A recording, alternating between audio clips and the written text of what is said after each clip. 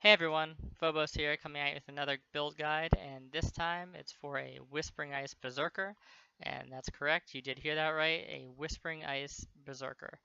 And yes, the character is CI as you can see, and I am starting in a Marauder base, and I suppose we should start there because that's a little bit unusual probably for most people. So the idea of this build is to basically take advantage of the implicit spell leech on the Berserker Ascendancy through Pain Reaver. As you can see, it's 1% damage leech his life, 1% leech his mana, and you get more if you've killed recently. And then for damage, we come to the opposite side and pick up Aspect of Carnage. 40% more damage, really strong. Sucks that the 10% increased damage taken is there, but since we have such a high ES pool, not really a huge deal. And later on, if we want to get Uber Lab, which I just haven't had time to complete yet, we have the 6% reduced damage you get from Rite of Ruin, as well as the cannot be stunned, and the 25% attack speed if you haven't killed recently, which really helps in your leap slam if you're trying to get back through a map, basically, if you have to do a bit of backtracking or anything like that. So that's pretty much the reason why we go Berserker. The other way you would go would be an Elementalist, and Elementalist is great because you get the double dipping on the Golem since you benefit from both fire and cold damage, so you get the bonus from the fire golem as well as the bonus from the ice golem, and then you get pendulum, which is great for damage, the 100% increased elemental damage on top of the elemental focus you're going to have, as well as the pen. So there's nothing wrong with elementalists from a damage perspective, but you don't have any implicit leech, and since you have a very specific gear, especially your Whispering Ice is your weapon, so you can't use weapons that have rare weapons that have implicit fire leech or anything like that. So because you can't do that, the only way you can get leech is from like a Doriani's that you're always going to have, and that's only 0.2% leech. That's not enough. So what you end up having to do is run Warlord's Mark on Blasphemy, and that works great until you run into a Curse Immune mob, and then you can't leech. And against bosses like Shaper and Guardians, it's 80% reduced effectiveness of the curse anyway, so you're not getting the full value. And against normal bosses, even it's 40% reduced effectiveness of the curse. So those are some of the hiccups with the Elementalist route using the Blasphemy with Warlord's Mark on it. Still very strong build. You just can't run Hexproof, so that you lose some flexibility there that I like with when you have this build. And you also just have that opportunity of being surprised by that mob that all of a sudden you just can't leech off him. Admittedly, the mana leech isn't so much of a big deal because as you can see, we have a very high mana regen from having so much int and the like. So the mana leech is not the biggest problem in the world, but really not having that life leech can be pretty crucial in certain situations, and that's ultimately why we pick Berserker. So with that being said, let's get into the actual links, right? So cold to fire, the reason why we go from cold to fire is so that we can benefit from fire damage as well as cold damage, and there's some nodes we're going to be picking up. But in addition to that, we also get 39% of cold damage added as extra fire damage. So it's not as if the gem is just a conversion gem and we're losing DPS by not having a damage slot, because we're essentially getting a 30% more just from this gem itself, in addition to the awesome quality bonus because it gives 10% fire damage, 10% cold damage, which both go directly into our damage at 100% of the value. So this is a really great gem, and we combine it with Avatar of Fire up here to get the full 100% to fire conversion, and then we use Fire Pen to penetrate fire damage. And other than that, we have Spell Echo, faster casting, elemental focus, and increased area of effect. Obviously, you swap out Conk Effect for bosses and the like. Spell Echo and faster casting. Some people use just one of them and throw in Controlled Destruction because they want a higher initial hit, basically. That's absolutely fine, but I find that this ability pretty much melts all trash anyways, so the best way to scale damage for it is to scale for late game boss killing to make that just easier on yourself. And faster casting and Spell Echo are insane for that, because the 69% spell damage, or more spell damage, combined with the 49% increased cast speed, as well as cast speed from the Whispering Ice itself and the tree, just allow you to crank out a ton of rains, especially when you consider the amount of duration that you have with your skill. And I'll get into that in a second as well. As you can see, we just get a ton of rain, and if you have Conk Effect, the area is going to be even smaller, so you're going to get more hits on your target, and the damage is absolutely absurd. Duration from the tree, as you can see in the potency of will nodes, and the skill itself lasts 1.5 seconds. That is the rain. So on top of that, though, the skill gains a 0.15 second duration, base duration for each 100 intelligence. As you can see, we have close to 1250 intelligence. So we're easily adding a second plus here of duration to this ability. And with the spell echo and the faster cast speed, we can stack up a ton of rains in that time and do obscene damage to the boss. So that's the idea behind using those gems. And the elemental focus, pretty self-explanatory, just a massive more. And yeah, that's pretty much it for the skill gems. Now, in terms of the gear, we're basically looking to maximize our int as much as possible. So how do we do that? Well, the staff obviously is great. It gives us the int, and then it gives us spell damage. It gives us spell damage based on the int, and then it gives us flat damage. I believe it's 1 to 3 base cold damage per 10 intelligence, and then it scales our intelligence by 17%, as well as giving us a +1 to all gems and 11% cast speed. Now, the next thing we're going to do is look into these rings. These give us 2% intelligence for each unique item we have equipped. So right now we have 1, 2, 3, 4, 5, 6 unique items equipped, which means that each ring is giving us 12% intelligence for a total of 24% intelligence added on to the 17% intelligence. So we're getting a ton. We're scaling our int by just a huge value. Astra Menace, same idea. Tons of int from this. And the best part about Astra Menace as well is it takes care of your other stats. So you're not going to have to worry about not having enough strength or dexterity to use an item or use a skill gem or something like that. Astra Menace is just a really awesome amulet. You can get a better amulet. Technically, you can craft one, but Astra Menace is just amazing for what it is at the start. Parandus Blazon, again, $30 attributes, and some increased Flask effect duration with some fire res, just a great belt to use, and you don't need to use Doriani's or anything because we're Berserker. So, absolutely perfect. And then the big pieces. So, the chest, 802 ES with some decent res and a nice strong int roll. This is a really good chest. Not really, really good, but it's pretty decent. And the amazing thing about the Whispering Ice build is that you don't need to spend a fortune on your chest because it doesn't need to be 6-linked, because as you can see, you can just put all your gems in the Whispering Ice. They don't even have to be linked, and the Whispering Ice still gets the benefit of all the gems. So this lets you cut a lot of costs on your chest. I believe this chest was around 200 chaos or something like that, maybe. I forget the exact time when I bought it. But this would be a very expensive chest, probably like 800 chaos if it was a 6-link. So maybe even more because it has such a decent int value with the actual ES and the res.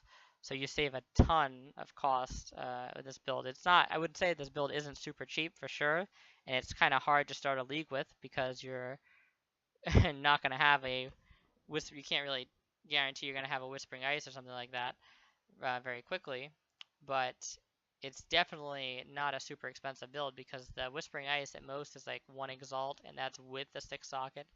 You can get a really well-rolled one that's not 6-socket if you want to try and socket it yourself for pretty cheap.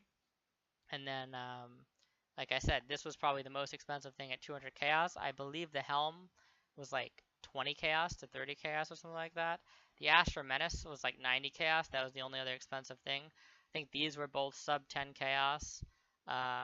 The Rainbow Strides I have here, which are not necessarily the most optimal boots, but I did find a pair with the stun avoidance, which is basically what I'm using for my stun immunity. And considering I have such a decent ES pool and I have a really strong Flask combination, I don't really need to actually be truly stun immune, especially considering that the way the build leeches, you pretty much constantly have rains out, so you're always being leeched too, even if you do get stunned and you're unable to cast more rains. You'd have to get stunned for pretty much an absurd amount of time. So that's pretty much why I picked up the Rainbow Strides, but you can always get higher ES boots. These are kind of like a budget option for sure. And then the Paran Displacement is not very expensive at all. And these are, I actually found these gloves, so I don't really know how much they'd be worth, but they're certainly nothing super special. They're good gloves, solid gloves. Probably better for their slot wise than the helm, but nothing absolutely obscene price wise. I wouldn't probably say more than 30-40 chaos. So definitely a reasonably affordable build on top of being very strong because the chest doesn't need to be linked. So now that we've gone over the gear, we're talking about trying to maximize the intelligence as much as possible. We can open the tree a bit here. Now, we already talked about the Berserker a bit, so let's go into the actual starting point and see how we deal with starting Marauder and trying to go CI. So unfortunately, obviously, Marauder isn't the optimal start, but in order to get our Pain Reaver, we have to pick Marauder to go Berserker. So how do we deal with it? Well, we just slap in a Brute Force Solution Jewel and we convert all this strength to intellect. So you have 1, 2, 3, 4, 5, 6, 7, 8. 80 strength, boom, right there, intellect. And yeah, it's definitely not bad. I think when you count the jewel in, it's like 103 intellect total. So is it the best start possible? No, but the points certainly aren't wasted, that's for sure, because the int is what's scaling our damage ultimately, as well as scaling our energy shield, scaling our duration, and giving us mana and mana regen. So from there, we come over and pick up the Potency of Will Cluster, I already mentioned. This is more of a late game thing coming down to Path of the Savant, but it's a very good node. Some solid energy shield nodes, nothing too special, but the Foresight is a huge node. And this node is great because the 16% spell damage and the 20 in. Moving up through here, this is a jewel I just took to short my resistances. And speaking of resistances, we should probably talk about the bandits. I took all the skill points, but if you're really struggling on resistances, feel free to take the single skill point. I mean the 10% all res from normal. I just didn't need that, and I could use this jewel, and it was still a pretty decent jewel, so I just threw this in here and decided to take the point. As for the cast speed, it's perfectly fine to take the cast speed from Cruel, but I normally like the point flexibility a little bit. So either way is fine. And moving up to here, a little bit of a weird pathing you start to see. And this is basically because we're fine with being a little bit inefficient as long as it's going to net us more int. So basically just making sure to grab Amplify, path down through Light of Divinity, through to Elementalist, and pick up Faith and Steel over here. Faith and Steel amazing because it's 10% ES with the 8 to all res. Come over here, grab Elemental Overload, getting the Deep Thoughts mostly for the mana, but the mana regen and the mostly for the int, but the mana regen and the mana are still important because they probably let us run an extra aura if we combine these nodes with these nodes over here. They let us run that what is it called here? The Herald of Ice, as you've seen. So keep moving this way. We come down, more awkward pathing to Occultist Dominion, but again, just to get more int. And then we pop up here and we get the Firewalker and the Frostwalker because, as I said, the build is really tight on resistances.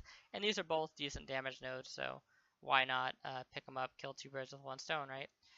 Come up here, get the jewel slot. Now you can have a better jewel in here than this, something that either focuses more on survivability or maybe you just have a really 3 to 4x god tier jewel that gives you a lot of damage and survivability. I just threw this in here as like a budget option, but it works great. Gives us essentially 45% increased damage.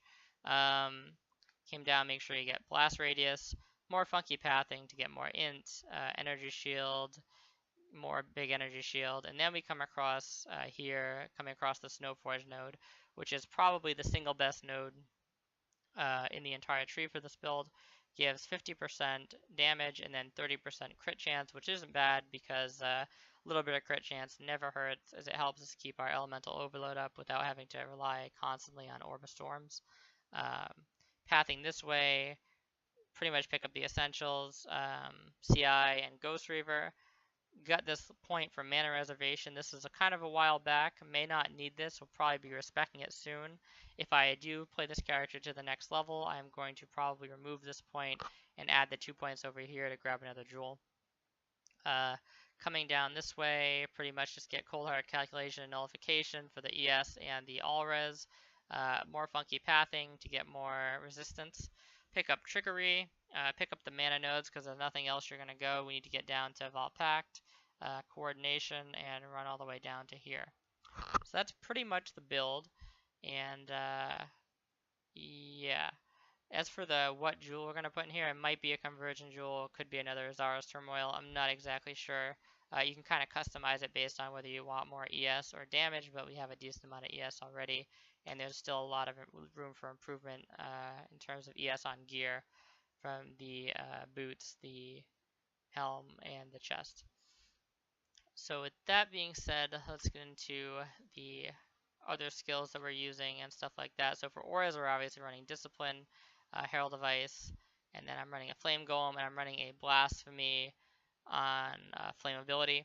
Now, this is basically just because I feel very safe in this current setup, and the gear is pretty decent. I do a lot of damage, I leech a lot.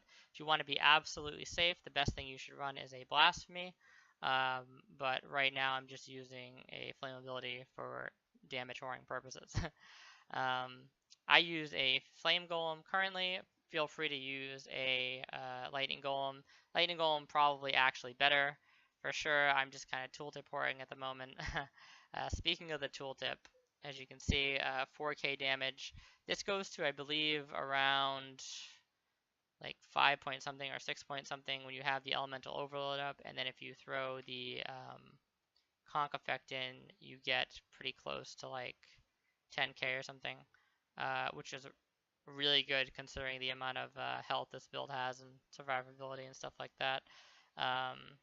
So yeah, just a great amount of DPS. And the thing you have to realize is this isn't taking into account your faster casting or your spell echo. And as a matter of fact, if I take spell echo out, as you see, the damage gets higher because it's only counting the 10% less. So it's not counting all the range that we're stacking up from spell echo and faster casting, and that's why, again, why we use that combination, right? So a little bit of a misleading tooltip there. It's actually a bit higher than that. As for other skills we're using a Scorching Ray Totem, and that's basically going to have duration on here when I get this to a red, and the Spell Totem, the faster casting, and the Scorching Ray. And the idea is we're stacking up that Fire Pen on the boss. I believe it's 3% per stack. Stacks up to 24%, so that's really strong. Then we have the Orb of Storms, just linked to increase crits, so that we can have our faster attacks with our Leap Slam for our movement skill. You can see right here. Not the best movement skill, but it helps us get up ledges and stuff like that, so not too bad. And then we have an increased duration with our Fall Lightning Trap. Just makes high health bosses a lot easier. So just throw down the Lightning Trap when you go in, put down your totem, throw down an Orb of Storms. You probably want to have a, I have a Vol Discipline here usually, but I've just removed it to throw out another character. You'd pop your Vol Discipline, set up your damage, and then basically just start leeching. And I'll post a bunch of video guides. I've done some Breach Lords with this, and other high tier map bosses and the like. So those guys should be up shortly. And the last thing I think we need to talk about is the flasks. So the flasks are kind of specific. I get a Rumies basically because why not? You could use another granite and get like another unique, or not unique mod, but get like another set of blue mods here. But these are pretty good mods from a flask, having the 20% block. You have an implicit 12% block, and if you wanted, you can invest more points into here and get better flask effect nodes. You get like an extra 6% block or something like that. The block just makes you tankier, and the idea is that there's nothing on a granite flask you can get that'll really increase the armor that you can't get on other flasks. So we have the armor duration during flask effect on this flask to boost our armor, the Basalt Flask, as well as we have the 20% additional physical damage reduction. And we have duration on here, but you can also use either like reduced flask charges or have the flask gain charges faster, whatever you really want. Then we have our Staunching Flask on our Quicksilver, and with the duration roll, and then we have a warding effect on our Ruby Flask, and I love this because you're pretty much, let's say you hit an Ellie or a Reflect mob, you just pop your Ruby Flask, and you're pretty much all set. And if you get cursed with something like Flammability, you're gonna have warding on you. So you're not gonna, it's not like your fire res is gonna drop and you're gonna be hitting an Ellie Reflect and you're just gonna go splat or anything like that. Not gonna happen if you have warding on your Ruby. And this can obviously be swapped out depending on what boss you're doing or something like that. But Ruby is a generally good flask because a lot of things do fire damage and you do fire damage, so it's great for Reflect. And the final flask we have is the Experimenter's Sulfur Flask of Heat, and this just adds 40% increased damage, and you have a lot of charges of it, and it can just pretty much dispel your freezing, or it gives you immunity to freeze and chill, which is amazing because this build gets frozen and chilled quite often due to the threshold issues. So yeah, it's pretty much the Flask setup, and that's how we deal with some of the status ailments. You could also get an immunity to Shock Flask in here somewhere. Probably best to have it on the Basalt or something. You don't really need the extra armor, but you definitely need a Bleed Immune, and I would suggest a Warding as well, because you don't really get super overcapped with your resistances on this, so getting cursed in a bad spot can be pretty scary. And that's pretty much the entire build, I would say. If you have any questions or concerns, feel free to leave them in the comments, and I will get back to you as soon as possible. Like I said, there's going to be more content coming with this, or boss kills and breach kills and stuff like that, so stay tuned. And yep, thank you for watching, and I'll see you guys next time.